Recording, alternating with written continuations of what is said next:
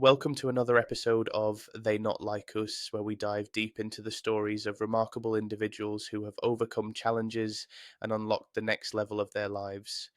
Today, we have an extraordinary guest, Alan Lazaros, whose journey from tragedy to transformation is nothing short of inspiring.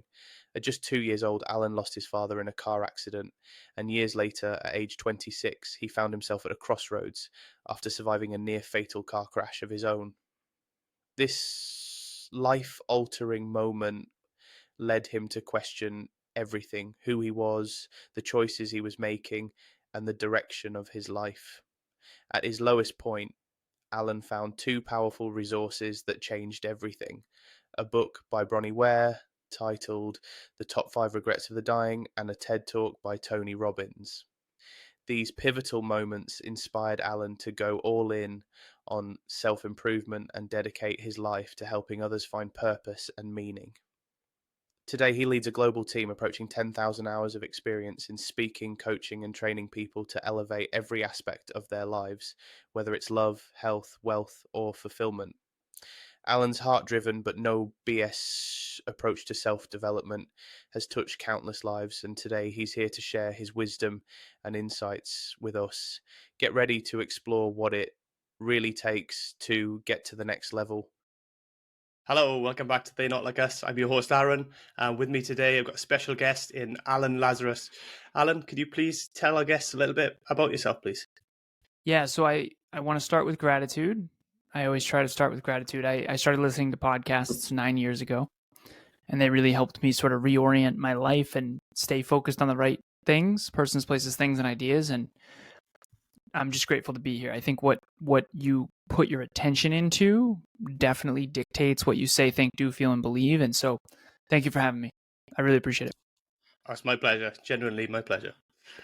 All right. So as for, I asked you prior to hitting record how long you wanted me to go on the introduction, because I'm trying to condense. I often joke, I say I'm hoping to hit puberty at 36. I am going to be 36 in November, so in a couple months, but I look 15. And so I'm going to try to condense 35 years into 5 minutes. I'll try to do this as briefly as possible. But I do think it's important to understand, because if you don't know who you're talking to, you don't really know what's credible and what's not. So I think it's important, the message and the messenger. All right, so the first thing to understand before I tell the story is I had no idea what was going on at the time. It's only in hindsight, rewatching the movie of my own life. I did a lot of therapy in my 30s, and I've really reflected. It's like watching a movie that you saw when you were a kid, and then you watch it again as an adult, and you go, got it. Okay, now I get it. So that's kind of what it's been like. Father passed away when I was 2 years old, when he was 28. I had an older sister who was 6, mom who was 31, stay-at-home mom at the time. Had a stepfather in my life from age 3 to age 14. I playfully refer to 3 to 14 as that part of my life as boats and BS. The reason I do that is because it was snowmobiles, and we had deep sea fishing and ski trips, and it was sort of the mid-90s, early 2000s .com bubble. My stepfather worked for a company called AGFA that did hospital computers, and so we were sort of upper middle class. And the 90s in the US were economic boom times for sure. And we had motorcycles and snowmobiles, and we went on vacations all the time, all that stuff. When my stepfather left, so my real last name is actually McCorkle. So my father was John McCorkle. He was part of a big Irish Catholic family, my birth father. And it was Jim, Joe, John, Jane, Joan, Jeanette. So it was him and 5 siblings. And when he passed away, my stepfather came into the picture. And so we didn't really associate much with the McCorkles anymore, because we were sort of trying to be the Lazaroses. So I took my stepfather's last name, I think around age 7. So from 3 to 14, my stepfather leaves at 14. And again, didn't understand any of this at the time, but in hindsight, 14 was the hardest year of my life. Stepfather leaves, takes his entire extended family with him. I haven't seen any of them since. I did talk to my stepfather on Facebook Messenger a little bit. Haven't seen him though. Now, that same year, sister moves out with her older boyfriend. She's at that point 17 or something like that, 17, 18. Same year, my mom gets in a fight with my Aunt Sandy, her sister, and we get sort of my aunt sort of ostracizes us from that side of the family. And to this day, I'm now 35. This was when I was 14. So this is 16 years ago. No, more than that. 21 years ago. It's wild. Whoa. Lies, done it. Whoa. Okay, so it's the first time I've ever said that out loud. So 21 years ago, I have still only seen one cousin from that entire side of the family. His name's Jeff, and my little cousin, second cousin, Dan. So by the time I'm 14 years old, I kind of lost 3 whole families, which again, at the time, didn't understand. Now, everything's clear in hindsight if you dig into it and if you learn from it. And so now I understand the trauma responses. It's fight, flight, freeze, and fawn. Fawn is the one I didn't know until my 30s. Fawn is appease, appease, appease. So I became this sort of social coward, and I definitely didn't say what I think or feel much socially. And I definitely did whatever I could to sort of fit in, safety in numbers type of thing. I used to call myself a chameleon. I can fit in anywhere. But behind the scenes, when no one was watching, I became this fight response of this super achiever. This aim higher, work harder, get smarter. Aim higher, work harder, get smarter. Aim higher, work harder, get smarter. I just had this fire. And I never used to talk about it, but in my 30s, I started talking about it. And I got straight A's through all of high school. I got what's called the President's Award. It's right behind me. It's signed by George W. Bush, and you have to get a 95 or above GPA for all report cards, all 4 years, so 16 report cards straight. And when my stepdad left, he took 90% of the income with him. So we went from upper middle class, Xbox, Dreamcast, vacations, boats, and ski trips to my mom trades in her BMW for a little Honda Civic. I get free lunch at school now because our income is so low. I'm shopping at thrift stores. We're not going to starve by any means, but it was definitely a change for sure. And I don't know how I'm going to go to college. My dream was to go to WPI, Worcester Polytechnic Institute. It's one of the best engineering colleges in the world. And it was $50,000 a year. And I went from excited to get in one day to, even if I do get in, I don't know how I'm going to afford it. Crush it in high school, get all the scholarships and financial aid that I possibly could. I go get my computer engineering degree. I get my MBA, my master's in business, and then I'm off to the races. At this point, I'm in my early 20s. I did all job hopping. So I worked for iRobot. I worked for Sensata Technologies. I worked for Oz Development. I worked for a company called Tyco Safety Products, a company called Lens Americas. I eventually landed at a company called Cognex. I was in product engineering. I was in product management. I was in global product management. I eventually started a little inside sales team for a company called Cognex, and then I got promoted to outside sales engineer. As an outside sales engineer, my territory was Vermont, Western Massachusetts, and Connecticut. And I'm selling industrial automation equipment, machine vision equipment, the eyes of a robot into industrial automation and manufacturing facilities all across, mostly Connecticut, but also Vermont and Western Mass. And at this point, I pay off $84,000 worth of debt in a single year, college debt, from my master's and all that. I have $150,000 in a Vanguard account with all the ETFs and stocks of tech companies that I knew would win. I know that sounds arrogant, but tech companies that I think have a high probability of winning. And I make almost $200,000 a year at this point. So I went from 65 to 85, 85 to 105, 105 to 125, and then 125 almost to 200, which I think I peaked at like 180. I'm 26 years old at this point, and I'm high school friends, college friends, corporate friends. I party. Cognex's motto is work hard, play hard. I used to say work hard, play harder. At this point, I'm this weird chameleon, sort of semi-gifted, semi-genius, esoteric person who has all these friends and all these associations and is very successful and loves to party. But I'm very successful externally, but I'm not fulfilled. And then I get in my car accident. So I'm 26 years old. The one cousin who actually ended up coming back from my mother's side, his son, Dan, my second cousin, and I are in a car. We're going to TGI Fridays, not drinking, nothing like that. I end up on the wrong side of the road. The yield sign was covered by the snowbanks back in 2015, and I end up on the wrong side of the road. I look up and I see what I thought was a Mack truck. I think this is the end no matter what. So in hindsight, 2 things saved my life. Number one, to me, after my stepdad left, I just figured, okay, so there's no trust fund, there's no dad, there's no big bright future here. If I'm going to be successful and my family's going to have a good life, it's going to be up to me. And this was not conscious, but I sort of became, quote unquote, the man of the house at 14 in a way. And I just, thought I have to do it. If it's going to be, it's going to be up to me. I can't rely on any dad or anything like that. So when I faced mortality, I'm 26, and I bought this car called, it's a Volkswagen, 2004 Volkswagen Passat. I bought it in cash because I wanted to save money, and I wanted to invest all my money, and blah, blah, blah. That car definitely saved my life. The second thing that saved my life is it wasn't a Mack truck. It was a lift-kitted pickup truck. So the entire front end completely smashes in, but the frame stays, the airbags deploy. We are physically okay. But I've seen pictures of my dad's car, and I've seen pictures of my car, and they don't look very different. And this is not a fender bender. This was terrible. Now, at this point, I'm 26, and my dad died at 28. And so I'm sitting there questioning absolutely everything. I'm questioning every choice I ever made, every girl I ever dated, everything I ever said, did, thought, or believed. And in hindsight, this is very obvious. I was improvement-oriented. I was achievement-oriented. I was mastery-driven. I was educated. I was professionally developed. LinkedIn, cover letter, resume, computer engineer, master's in business. Great. I was not self-improvement-oriented. I wasn't personally developed. I wasn't personal growth. And I had never done any therapy, even though I had a very, very, very challenging childhood. I mean, and that's a polite way to put it. But now I realize, and after the car accident, I actually went all the way past broke, started my own company, happy, healthy, productive, in shape, fitness coach, fitness competitor, fitness model, achieving my dreams, super aligned, super fulfilled, liquidated all my asset, went past broke.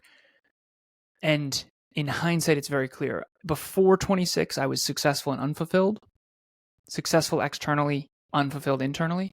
Then I was after 26, super fulfilled internally, but unsuccessful externally. And so now I'm finally in a place in my life where I'm both successful and fulfilled. And basically, you're there at that spot with success and fulfillment when you want your future to be an amplified version of what it already is. And so I want my future to be an amplified version of what it already is. And it took me, 32 years to get to a place where I felt that way. And so that's condensing 35 years into hopefully 5 minutes. Yeah, that was a lot to take in, to be fair, in that short time. But now you see why I warned you. Yeah, no, I like it. Just going back to that point, obviously that big moment in your life with a car accident that made you rethink everything and change everything. What made you think, oh, it's time to look inside, or time to get therapy, really? Because it takes a lot, doesn't it, to do that? And that's probably why, just from the outside looking in, maybe why you've avoided it up to that point, because it's easier to do things externally.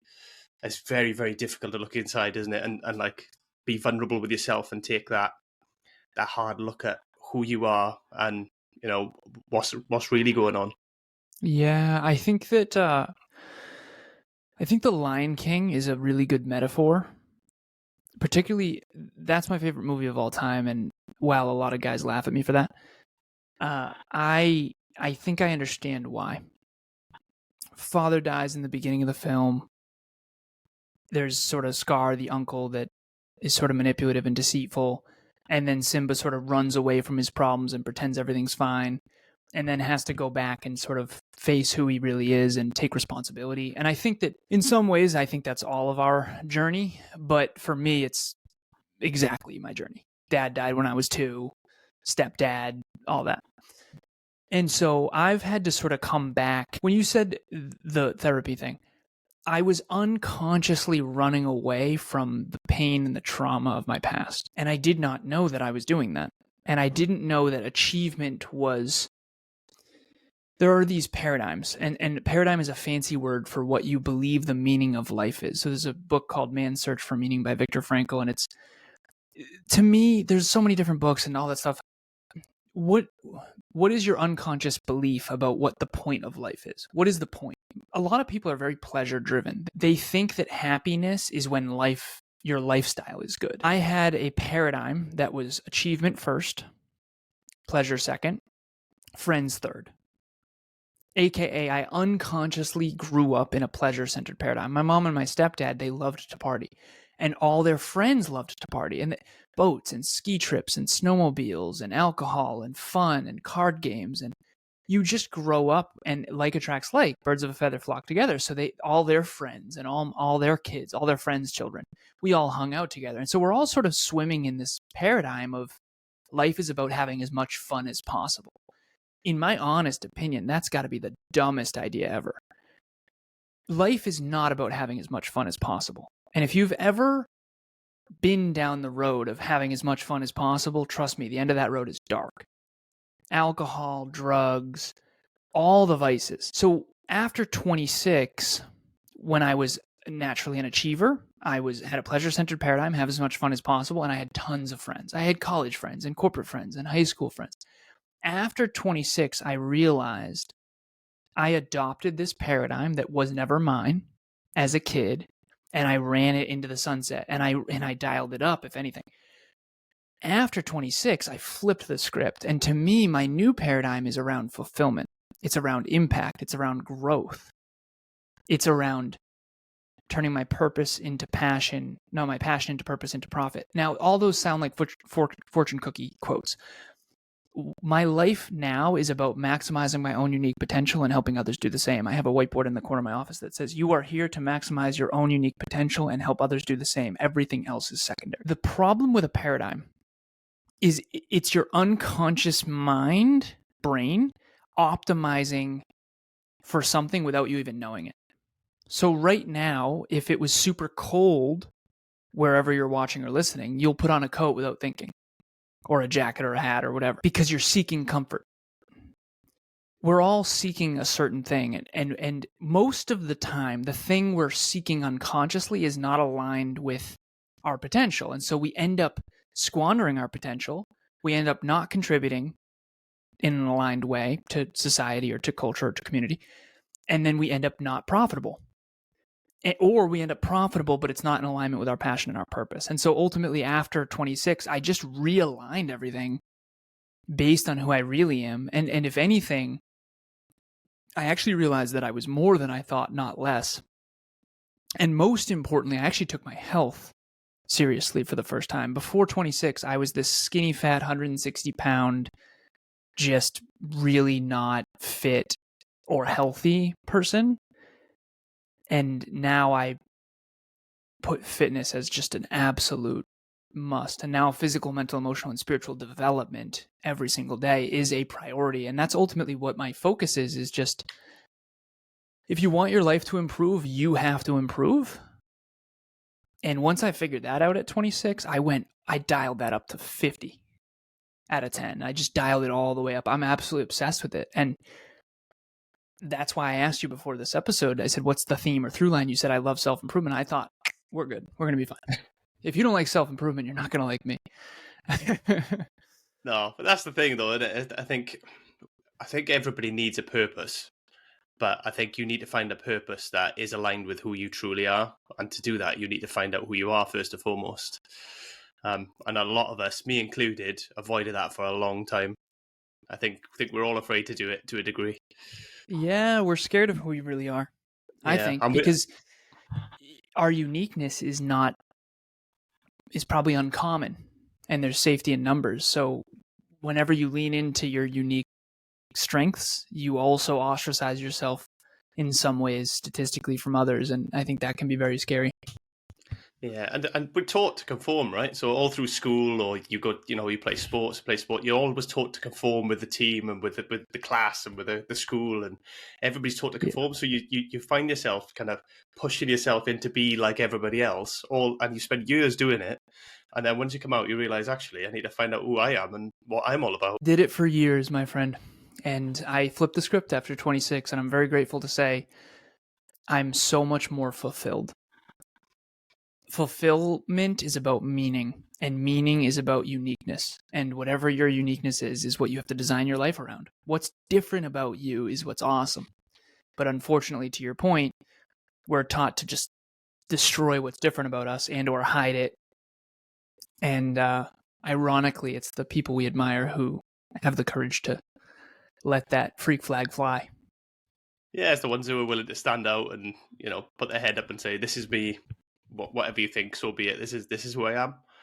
That's part of my journey as well, to be honest, and that's part of this podcast and what I'm doing here is finally just owning who I am and just putting myself out there and being unapologetic about it but that's taken me till, I don't like to tell people my age, but I'm 39 now, so it's taken me to that point in life to get to that. Hardest thing in the world is, ironically, paradoxically, being who you really are, and doing that socially. For me, that was the hardest part, is the social courage piece. This is why it's harder to post on Facebook than it is TikTok, because you know your grandparents and your parents and your aunts and your uncles, and they're all on there, and they have this narrow view of you. And if you were to post your true vulnerable thoughts, you would shatter that box they've put you in their own consciousness. And it's ironic, because when I first started a podcast way back, people would reach out and say, "Oh, that's not the real you. I know the real you." It's no. You know what's interesting? I hide the real me around you. The podcast is actually who I really am. But I'm so delicate around your insecurities that I dial myself way down around you, so then you think I'm inauthentic on the show, when in reality, I'm actually more authentic on the show than I am in front of you. And that's a whole social courage thing, because I now realize, and again, I didn't learn this till my 30s, but there's two types of courage. There's competence courage, which is do the thing, apply to the job, write the thing, blah, blah, blah, resume, cover letter. That I have, that's fine. Not an issue. Most people struggle with that. What I struggled with is the opposite, which is social courage. Say what you actually think. Say what you really believe. Stand up for yourself. Call people out when they're inaccurate. And that's the hardest thing in the world. I had someone, I always tell this story. Well, Alan, these days, the only way to make money is real estate. That's got to be the dumbest thing I've ever heard. Have you heard of the internet? Have you considered technology? Have you considered tech companies? Those are obviously the most successful. So if there was ever a time where that statement wasn't true, it's actually now. But I didn't have the courage to say it, so I zipped my mouth and I went about my day, because I'm a coward. And so there's social courage and there's competence courage. And usually someone has one, not the other.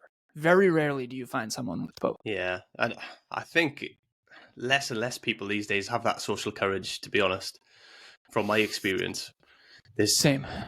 Yeah, more and more people just find it easier to conform. I don't know whether it's because we just guessing this is the problem, so I don't want to put people in boxes, but we are a bit more, we spend more time at home, more time on technology, less time actually socializing and becoming comfortable in situations where we can challenge people. Potentially that's the reason behind it. But I've definitely seen the fact that people are, and me included, I've been that way for a long time, until again recently, where I would just let things go. I'd think, oh, it's not worth getting involved, not worth having conflict over. So I just agree with it and go along with it, when actually I don't agree with it. Well, there's the self-respect hit. So I had a self-respect score for a long time on the whiteboard downstairs, and every time that I actually responded with my truth, what I really believe, I would give myself a self-respect score. I got up to 263, and then I talked to my girlfriend Emilia, because we have a bunch of metrics, and you can only track so many metrics. But eventually it was, I don't feel like I need this as much as this other one. Now I'm tracking my on-time record. So 61 out of 100, plus or minus 2 minutes. But whatever metric I track tends to be what I focus on. What I focus on tends to improve. That's a whole nother thing. But the self-respect piece of actually having the courage to say what you really believe. I'll give you another one. Sitting at the dinner table, and someone says, well, I'm overweight and I'm fat because I had kids. And it's because I quit smoking. And in my brain says, aren't there people who have quit smoking and then gotten in shape? And aren't there people who have had kids and still been in shape? Yeah. Okay. Is it worth it to actually say the truth? And here's the truth. And I said this to this person. I'll keep it anonymous, because God forbid we say any truth, right? I said, the truth is, and I don't want to be unkind, but the truth is, you are not in shape because you've never consistently exercised. You've never consistently exercised. And until you do, you can continue running those excuses all you want, but it's not accurate. And one of my core values, there's 3 of them. One's legacy. One is rationality, and the other one is candor. And as a computer engineering mind, everything's numbers. So my BS detector is so good. It's with self too, by the way. I mean, I cannot delude myself about anything. Trust me, I've tried. Tried for years. There's not enough alcohol in the world to delude me. And it sucks because the truth is the hard truths suck. Statistically, look at it. Most people are divorced. Most people are depressed. Most people are struggling. Most people don't achieve their goals and dreams. Most people don't have meaningful work. Most people are not engaged in their work. Most people don't have careers that are fulfilling. Most people do not have financial freedom. Most people are in debt. I mean, in many ways, statistically, we are failing.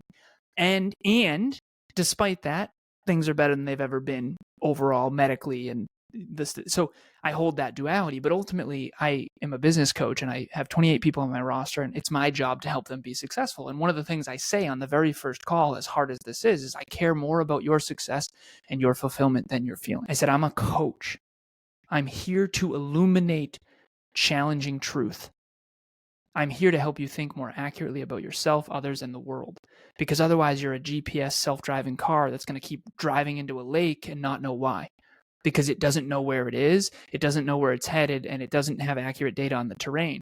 Most of us, a GPS needs 3 things: current location, self-awareness, destination location, goal, and accurate terrain, roads, lakes, mountains, whatever. So we keep driving off a cliff and then blaming the world, when in reality, we just think irrationally and inaccurately.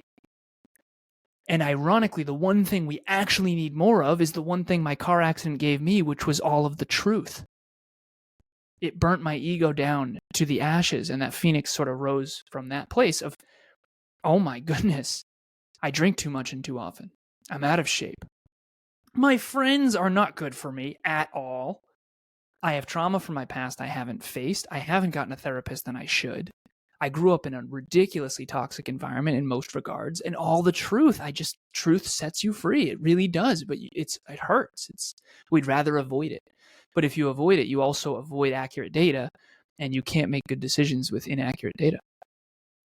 Yeah, we are terrible for avoiding the truth, and I think what we'll do is, as well, like we say, we'll go wrong, and then we'll blame everything else. We'll use hindsight and look at all these other reasons and blame them. These are the excuses for why we are the way we are, or why something hasn't worked out for us. And it's a dangerous game when you start blaming everything else and everyone around you and the world, especially if you have that friend group or that family that are kind of feeding that idea and, supporting the old, oh, poor me, and you get into that horrible little place. I know that the not only are you playing the victim, which you get rid of all of your personal responsibility, and therefore you give away all your power. Because remember, if it's everyone else's fault, there's nothing you can do about it. So the empowering alternative is, look here. What is it that I said, thought, did, feel, or believe that is not optimal? That's where you have to go. You have to get back to ground zero. You have to go back to, I am the one who wasn't disciplined enough. I am the one who made poor choices. I am the one who drank too much and too often. I am the one who listened to that idiot when I shouldn't have. I am the one who trusted my guidance counselor when he said I wouldn't get into MIT. I am the one who, you have to take personal responsibility. And it's not just what you do, it's what you didn't do. It's what you didn't do. You should have sent the email and you know it. You should have applied to that school and you know it. You should have applied to more jobs than 3 and you know it. And so there's always something you can do. There's always more you could have done. There is no, people say, well, they did their best. Listen, I'm so sorry, but that's not true. None of us are doing our best. We have more in the tank and we know it. And by the way, even if you did do your best, you can always go back and better your best. I'm sorry, there's an expiration date on making excuses. And if you're 35 and you're still saying, well, I did my best, it just wasn't in the cards for me, I'm so sorry, but the truth is you're not going to get anywhere with that. You're playing the victim, and then you're going to surround yourself with other people who validate that. And the last thing you're going to do is hire me, who's going to tell you that's not true. You want to know the truth? You eat like crap. You don't exercise. You aren't motivated. You don't listen to the right books. You aren't getting You aren't humble enough, honestly, to actually look in the freaking mirror, metaphorically and literally.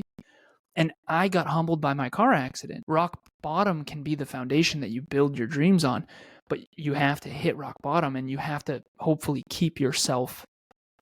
You know what really it is? We want to feel better about ourselves, and you can either feel good or get better. It's very rarely both. I was in the gym the other day doing 80-pound bench press, and I was shaking, and it was a struggle, and I felt terrible about myself. But that's the truth. The truth is I'm kind of weak.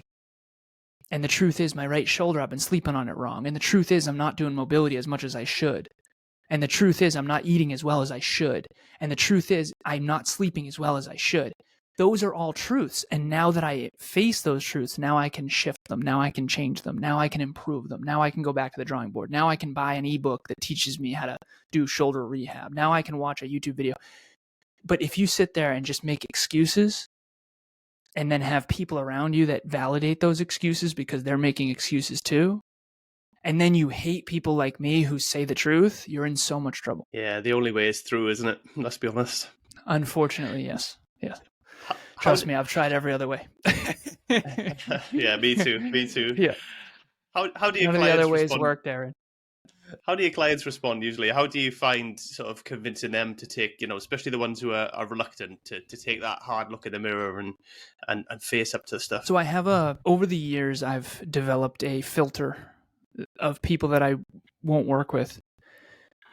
And in the beginning, it was this naive young man who believed in himself and believed in everyone else equally and was not discerning at all. And if you were interested at all in improving your life, even whatsoever, I would just pour in as much as I could. That was devastatingly inaccurate, and I had to get rid of that quick.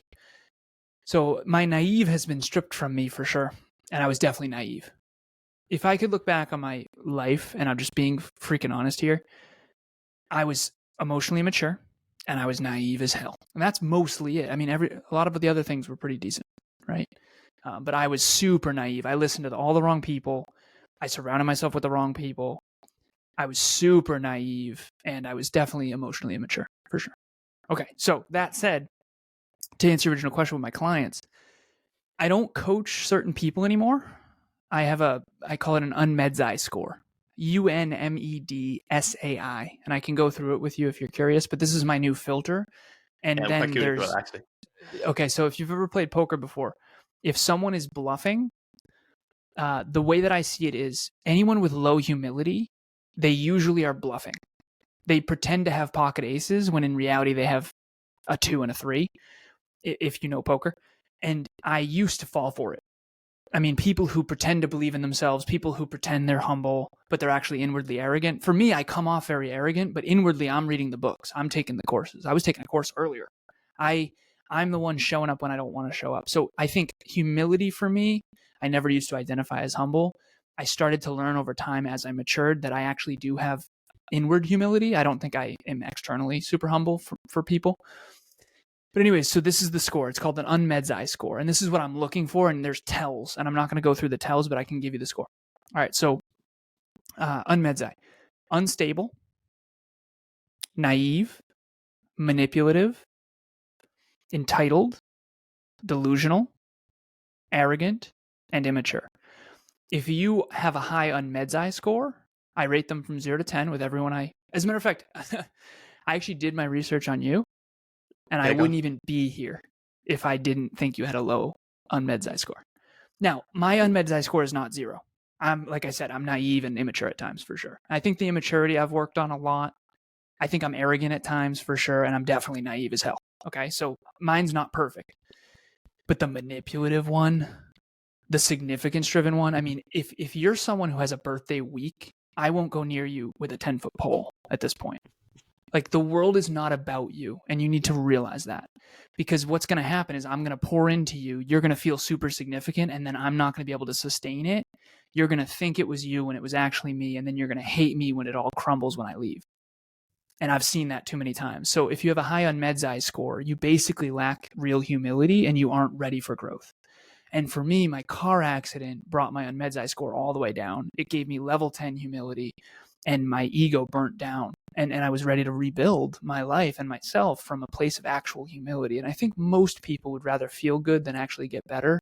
And those are the people that I try not to coach. Yeah, that makes a lot of sense, actually. And I think it's important, really, because you could waste a lot of time pouring a lot of energy into people, and it can end up with the egg on your face, really, with it going bad. That is my life's biggest regret right there. Yeah, I can imagine. But I think of it like, so if you want to get help and you want to get better, I think of it like giving up smoking almost. So if you ever seen people give up smoking, if they don't want to give up, they won't. You can use all the patches in the world. You can use all the different. You can have tablets, or there's loads of different ways you can give up smoking. But if you're really not committed and you don't want to do it, you won't. No matter how much you try and help them. I've had that battle with my mother. She still smokes. Keeps saying she wants to give up, but never actually goes through it because she doesn't really truly want to. The desire's not there. Good for you for owning that, especially publicly. Good for you. Yeah.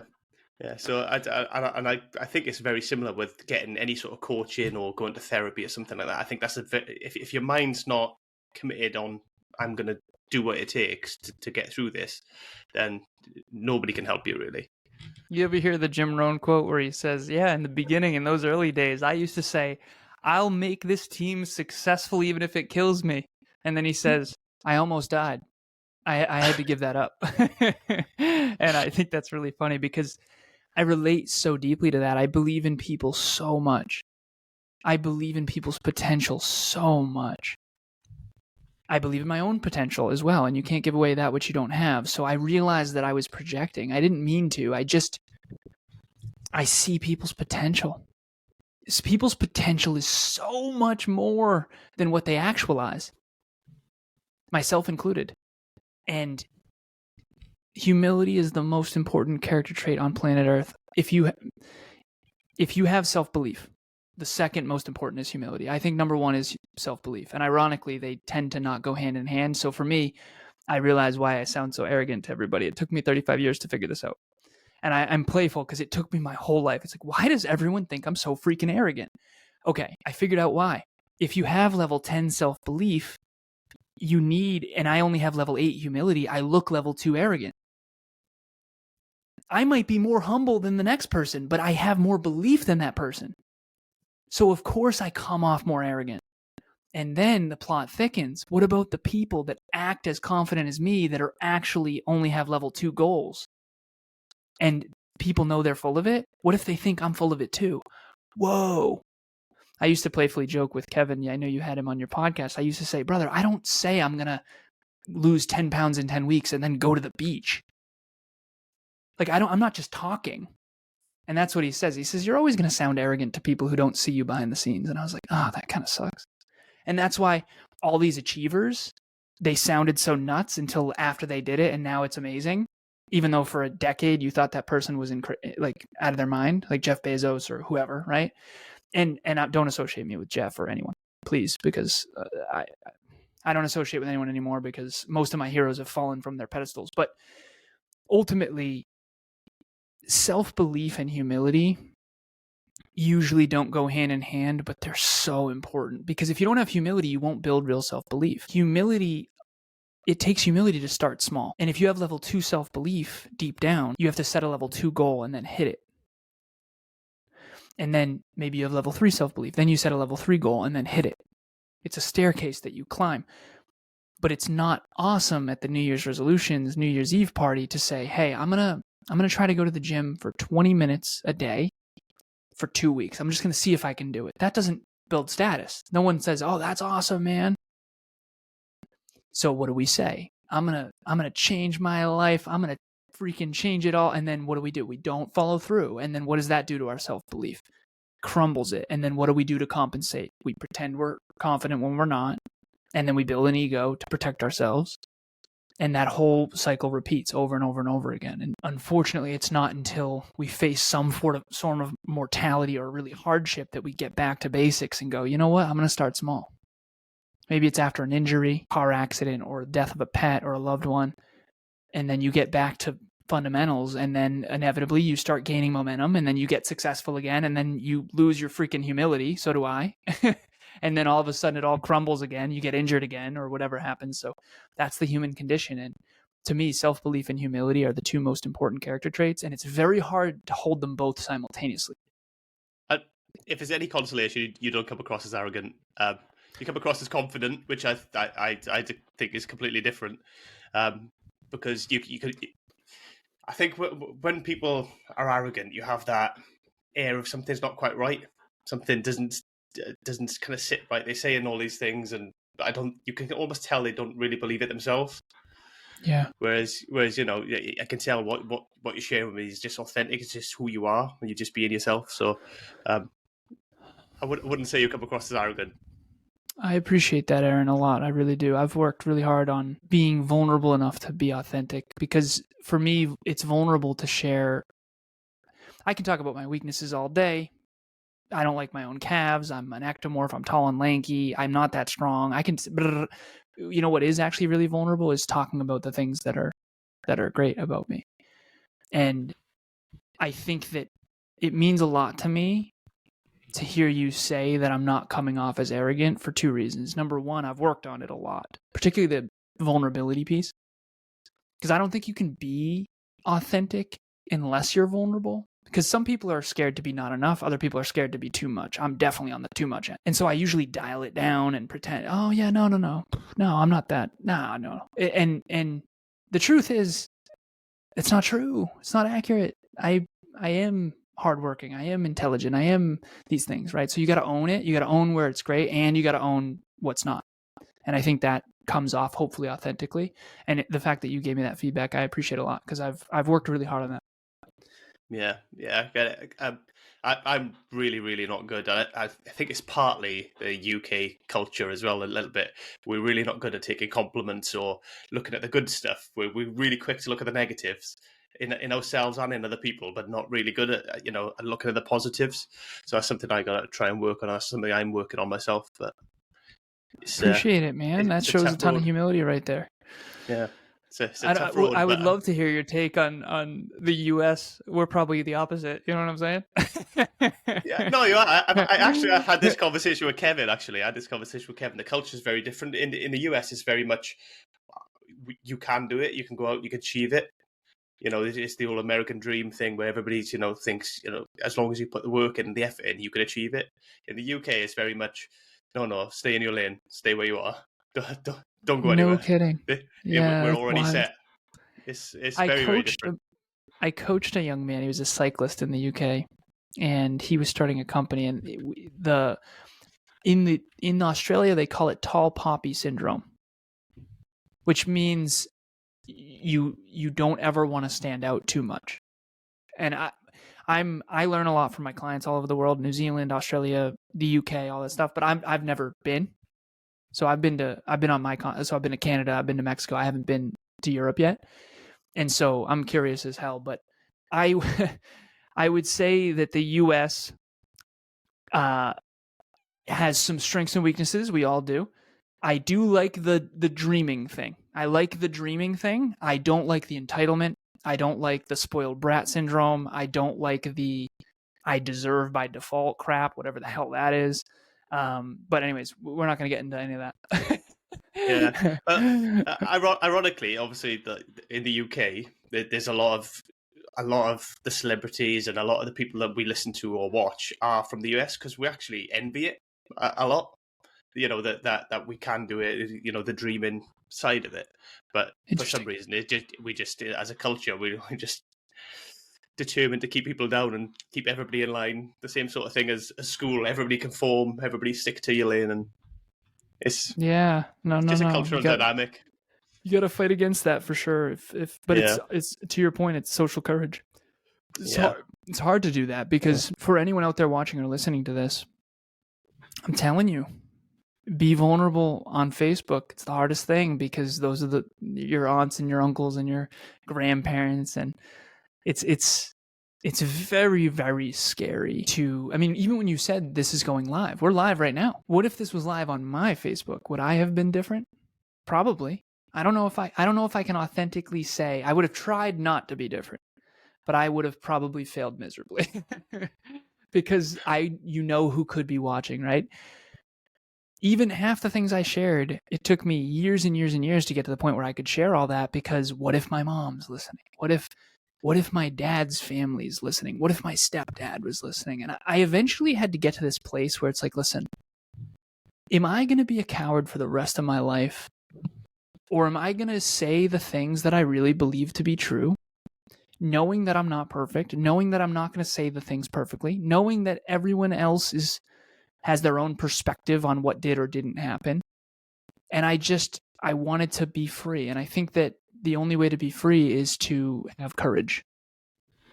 And I think courage is probably the most underrated. I said self-belief and humility are the most important. I think courage is probably next, particularly social courage, because I think most people are afraid to look like a failure more than they're actually afraid of failure. Yeah, definitely. I can agree with that. I was for a long time just trying to seem like I'm doing better than I am and seem like I'm important or whatever. But it's like, who cares? Who cares? You know what's ironic about that? If you spend your whole life trying to seem like you're important, you might never be important, right? Yeah. It's such a weird, because you're in your own little cage that you 13 episodes in, you're in the beginning, man. This is the hard yards.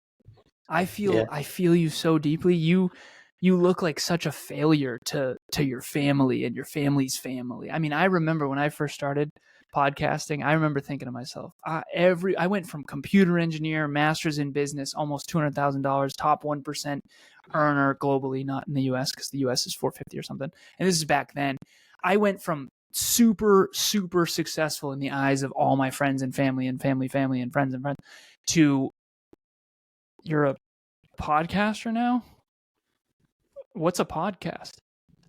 And to, you're a bodybuilder now? And now you're a fitness model? Like, aren't you an engineer? What that? So you go from something that's very respected. Engineer is very respected. Podcaster is not, especially not early, right? So. No, yeah, definitely not early. People just think it's a fad, or that you just, you're just messing about. Yeah, people have been coming up to me and asking me, "Are you doing a podcast? Is it real?" So somebody even asked me, "Am I like using clips of somebody else and just talking over it?" I don't know. I don't know where they got that from. But well, stick with it, brother, because long term, it's awesome. Short term, it's nothing short of absolutely brutal. I really enjoying it, so that's what matters, and I'll keep doing it because I enjoy it, so that's what matters. If it's meaningful work for you, yeah, hang on to that, man, because that's pretty much it for quite some time. Yeah. I love it. I meet cool people, and I get to have conversations with the cool people, so it's really good. I really enjoyed it. It's good. I'm really conscious of the time because I know you've got other commitments, so I'm going to round it up there. But do you have anything you want to leave us with, Alan, before we? Anyone out there? What? Personal responsibility is the hardest thing because it's heavy. Where you've ended up in life is your responsibility. And I didn't want my father to pass away. I didn't want my stepdad to leave. I didn't want to lose 3 families by the time I was 14. But all that happened, and I had no control over that. But I took responsibility, and I somehow made a meaningful life out of that. And to me, meaning creates fulfillment, and fulfilled people don't hurt people. So I think the world needs more fulfilled people. And that means it needs more people to take personal responsibility for what they say, think, do, feel, and believe. And you really can have a bigger, better, brighter future if you do that. And that's a big if. So self-belief, humility, courage, your uniqueness, you can have a brighter future. But it starts with you right now and what you do after this episode. So thank you for having me. I really appreciate it. It's been my pleasure. I'll leave in the show notes. I'll leave the sorry, my headphones are. I'll leave in the show notes where people can find you, etc. Where's the best place for people to link up to you? So we have a website called nextleveluniverse.com, spelled just like it sounds. And then we have a podcast called Next Level University. Not to be confused with the website, which is nextleveluniverse.com. The website has everything. We have a book club. We do monthly meetups every week. We have the podcast as well, and we have a journal. We got all kinds of stuff. So check out the website. Check out the podcast. Holistic self-improvement in your pocket from anywhere on the planet, completely free every single day. Health, wealth, life, and love, 1% better per day. We are up to 823 episodes, 1823 episodes as of today. We're about to actually record our next one because I got to jump. But Cool. Aaron, thank you for having Kevin. Thank you for having me. Keep doing what you're doing, man. We need self-improvement to keep spreading. So I'm proud of you. Stick with it and reach out anytime, my friend. Thank you so much. Take care. Thank you. Hey, listeners, if you've been enjoying They Not Like Us, I'd really appreciate it if you could take a moment to leave a positive review and subscribe. It might seem like a small thing, but for an independent podcast like this, it makes a huge difference. Your support helps the show get discovered by more people, allowing us to bring on even more amazing guests and continue sharing content that resonates with you. So if today's episode or any past ones have sparked something in you, hit that subscribe button and drop a quick review. Your feedback keeps this community growing, and I'm so grateful to have you along for the ride. Thanks so much.